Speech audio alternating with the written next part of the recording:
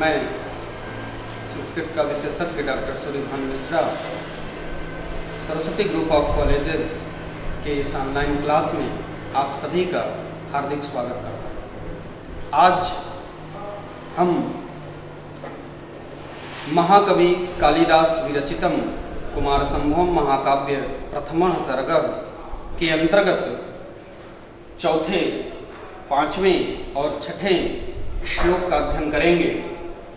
इसका हम थोड़ा सा आपको सारांश बता दे रहे हैं। आज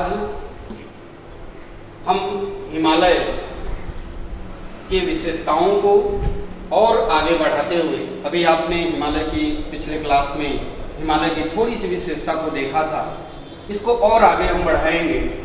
पर्वतराज हिमालय में किस प्रकार लालिमा का संचार होता है एवं किस प्रकार सभी कालों में ये रमणीय हैं और सबसे अधिक गजमुक्ता अगर कहीं पाया जाता है तो वह इसी पर्वतराज हिमालय पर ही पाया जाता है।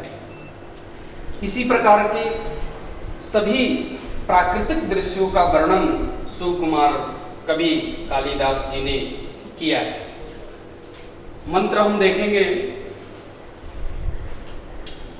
चौथा जो मंत्र है कुमारसंभवम महाकाव्य का, वह है यशश्चाप्सरोऽपि ब्रह्मण्डनानां सम्पादयित्रीं शिखरैः बिभर्ति बलाहः चछेद विभक्तरागाम् अकालसन्ध्याम् इव धातुमत्ताम् अकालसन्ध्याम् इव धातुमत्ताम्।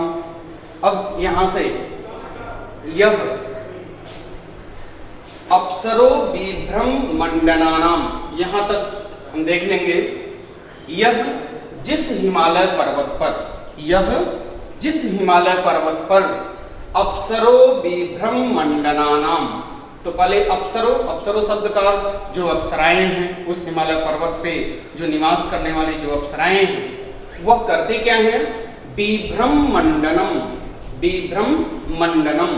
विभ्रम होता है वह जहां हमको भ्रम हो जाए। भ्रम क्या हो रहा है कि इस हिमालय पर्वत पर और समय में लालिमा का संचार होगा और उस लालिमा का संचार देख करके वहां की जो अप्सराएं हैं वह यह जानती हैं कि अब तो सायंकाल होने वाला है और वह मंडन कार्य शुरू कर देती है, यानी विभूषित होना, सजना संवरना। लेकिन उनमें भ्रम हो जाता है। वह संपादयित्रीं क्या करती हैं? अपने जो सुशोभित उनके जो हारवाद इत्यादि हैं, वह जिस स्थान पे जिस को पहनना चाहिए वह उसको नहीं पहनती हैं। वह कान का कहीं और गले का कहीं, ऐसा उनको भ्रम हो जाता है। तो यह अप्सरो बिभ्रम मंडनानाम संपादयित्रीं। और दूसरा है बलाहक चछेद विभक्त रागाम। यह जो दोनों है वह अकाल संध्याम ईव जो शब्द है उस शब्द का विशेषण है। अप्सरो बिभ्रम मंडनानाम और बलाहक चछेद विभक्त रागाम, यह दोनों विशेषण किसके हैं?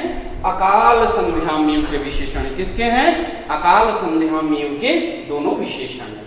तो अप्सरो बिभ्रम मंडनानाम, जो अप्सराएं हैं वह भ्रम के कारण अपने जो भी उनके गहने हैं वह संपादन करती हैं।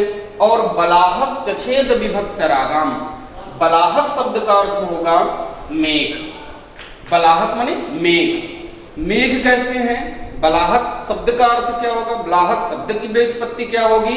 वारिणाम वाहकाः बलाहकाः। वारिणाम यानी वारी माने जल, जल का जो वाहक होता है, जल को जो ले करके चलता है, इसको हम कहते हैं बलाहक। जो मेघ है उस मेघ में भी ये क्या करते हैं? रक्तिमा यानी धातुमत्ताम यानी लालिमा का संचार कर देते हैं। किसमें? बलाहकों में भी, मेघों में भी, मेघ खंडों में भी लालिमा का संचार हो जाता है। उस हिमालय पर्वत के पास जो मेघ पहुंचते हैं उनके अंदर भी लालिमा का संचार हो जाता है। और उस हिमालय पर्वत पर जो अप्सराएं हैं वह अपने आभूषणों का भी संपादन करती हैं। क्यों करती हैं? तो धातुमत्ताम, जो लालिमा है, जो धातुमत्ताम है, धातुमत्ताम शब्द का अर्थ हो जाएगा कि सिंदूर आदि की तरह जो लाल वर्ण वाले, धातुमत्ताम अकाल संध्याम मीवह, अकाल बिना समय के, अभी संध्या काल नहीं हुआ है, अभी अकाल माने अभी समय नहीं हुआ है। अकाल संध्याम इव शिखरई बिभरती, शिखरई माने उसका जो शिखर है, बिभ्रतई धारण होता है। वह लालिमा का संचार मेघों में करता है, अप्सराओं में विभ्रम उत्पन्न करता है। ऐसा धातुमत्ताम, ऐसे लालिमा को धारण करने वाला शिखरई बिभरते, वह पर्वतराज हिमालय क्या है? विस्तारित है। नेक्स्ट में हम देखेंगे आमेखलम संचरतां घनानां छायां मदशानुगतां निषेव्यः उद्वेजिता वृष्टिभिराश्रयन्ते शृंगाणि यस्या तपवन्ति सिद्धा, शृंगाणि यस्या तपवन्ति सिद्धा। यहाँ सिद्धा जो सिद्ध लोग हैं, जो सिद्ध गण हैं, जो हिमालय पर्वत पे निवास करते हैं। कौन सिद्ध गण? जिन्होंने अणिमा, महिमा, लघिमा ऐसे अष्ट सिद्धि, जो 8 सिद्धियां हैं, उन 8 सिद्धियों को जो प्राप्त कर लेते हैं वह सिद्धाह बनते हैं। और पर्वतराज हिमालय पर सिद्ध गण निवास करते हैं। तो सिद्धाह आमेखलम, सिद्धाह आमेखलम, जो मेखला है, जो मध्य भाग है। मेखला शब्द का एक अर्थ करधनी भी होता है, बीच का भाग होता है, मनुष्य के बीचों बीच का जो भाग होता है वो आमेखलम। तो पर्वत का भी आमेखल है, उस हिमालय पर्वत का भी आमेखलम है। संचरताम घनानाम, उस बीच में यानी मध्य में जब सिद्धगण आ जाते हैं तो संचरताम घनानाम, घूमते हुए, विचरण करते हुए, संचरित करते हुए जो घनानाम हैं, जो मेघ हैं, वह मेघ क्या करते हैं? अधः सानुगताम, अधः मने नीचे, सानुगताम मने, सानु मने होता है पर्वत, सानुगताम जब पर्वतों के बीचों बीच में जब मेघ आ जाते हैं तब छायाम अधः निषेभ्य, तब उसके छाया का वह सिद्धगण क्या करते हैं? भरपूर सेवन करते हैं। कैसा सेवन करते हैं? छाया निषेभ्य, निषेभ्य शब्द का, निषेभ्य शब्द का अर्थ होगा भरपूर, आनंद, बड़े अत्यधिक मात्रा में पूर्णतया सेवन करते हैं। और उद्वेजिता वृष्टिभिराश्रयन्ते, तो वृष्टिभि शब्द को पहले देखेंगे। वृष्टिभि वर्षा होने पर, जब वृष्टि हो जाती है, जब वर्षा हो जाती है तो वर्षा से परेशान होकर के, उद्वेजिताम, उद्वेजित होकर के, वर्षा से दुखी होकर के, वृष्टिभि उद्वेजिता संतः, जो संत हैं, जो सिद्ध गण हैं, यस्य आतपवन्ति, यस्य, यस्य हम देखेंगे यहाँ पे है, यस्य को अलग कर लेंगे, यहाँ से आतपवन्ति होगा।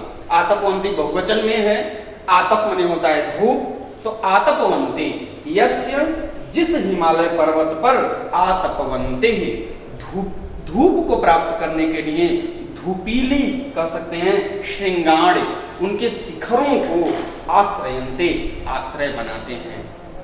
जो सिद्धाह गण होते हैं वह धूपीली शिखरों को ही क्या करते हैं? आश्रय बनाते हैं।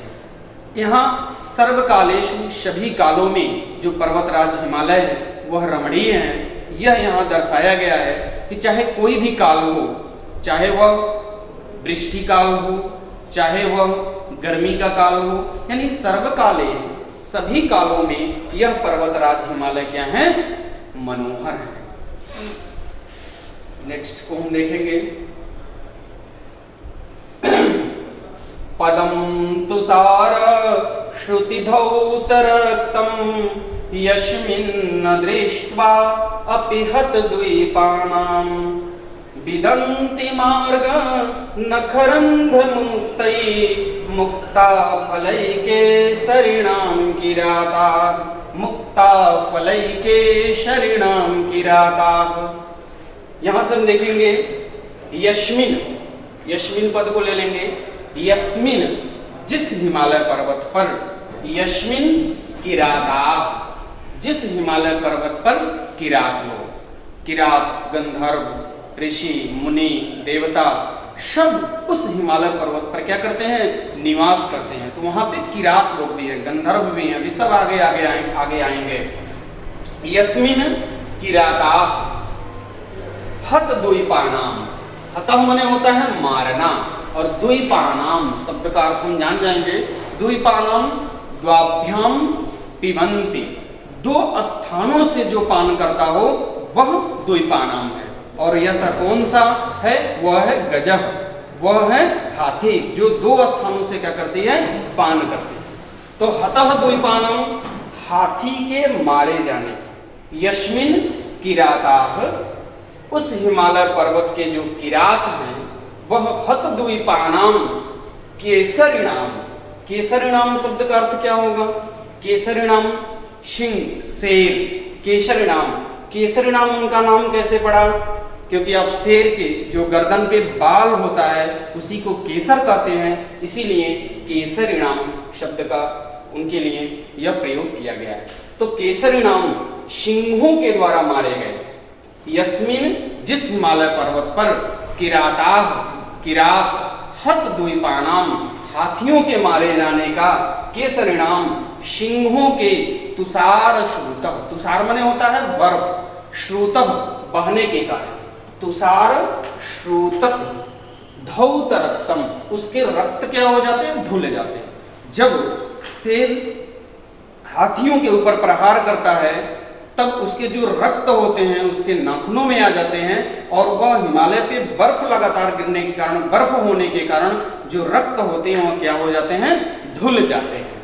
इसीलिए लिखा है तुषार, तुषार श्रुति, श्रुति माने बहना, धौत रक्तम धुल जाते हैं रक्त उनके, तुषार।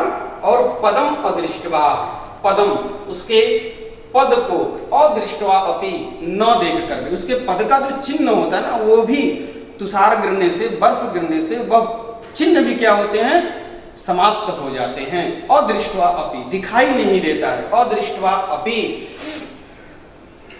नखरंद मुक्तई, नख उनके नाखूनों के बीच में, मुक्तई जो मुक्ता है वह उनके नाखूनों में फंसा रहता है। और जब वह शेर चलते जाते हैं उस हिमालय पर्वत पे तो उनके नखों में से जो गजमुक्ता होता है, मुक्ता फलई जो मुक्ता फल होता है, जो हाथियों में, हाथियों के अंदर गजमुक्ता पाया जाता है वह उनके नखों के अंदर होता है। और जब वह बर्फ पे चलते हैं तो उनके नखों में से वह गजमुक्ता गिर जाता है, और उसी गजमुक्ता को देख करके ही नखरंद मुक्तैः मुक्ता फलैः मार्गम, मार्ग को विदन्ति जान जाते हैं। कौन जान जाते हैं, किराता, जो उस हिमालय पर्वत पर यस्मिन किराताः हतद्वीपानां केसरिणां तुषार श्रुतिधौत रक्तम नखरंध मुक्तैः मुक्ता फलैः पदम अदृष्टवा, उनके पद को नहीं देखते हैं लेकिन फिर भी उनके गजमुक्ता के गिरने के कारण ही उनके मार्गों को वह जान जाते हैं कि शेर इधर ही गया होगा, अब उसे हमको उससे हमको बच करके रहना है। ऐसा वह हिमालय पर्वत है जिस हिमालय पर्वत के में यह भी एक गुण है कि वहाँ बर्फ तो बर्फबारी हो रहा है लेकिन फिर भी जो वहाँ रहने वाले किरात हैं वह जान जाते हैं कि इधर ही शेर गया होगा, उस मार्ग की तरफ हमको नहीं जाना है। नेक्स्ट वीडियो में अब हम 7वें, 8वें और 9वें श्लोक को देखेंगे। तब तक के लिए नमः संस्कृताय।